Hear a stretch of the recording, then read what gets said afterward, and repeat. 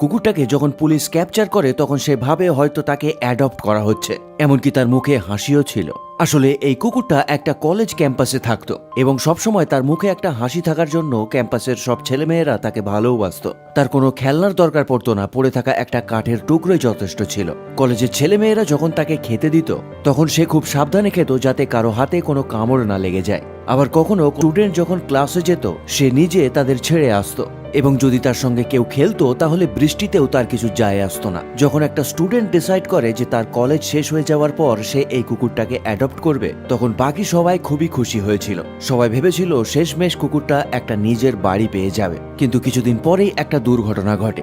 একটা রাস্তার কুকুর 2 বছর বয়সী একটা ছোট্ট মেয়েকে কামড়ে নেয়, যার ফলে এলাকার সবাই রাস্তার কুকুরদেরকে ভয় পেতে শুরু করে এবং তাদের কলেজেরই একটা স্টুডেন্ট এই কুকুরটার নামেও রিপোর্ট করিয়ে দেয়। পুলিশ আসে এবং খুব সহজেই কুকুরটাকে ধরে নেয়, কারণ সে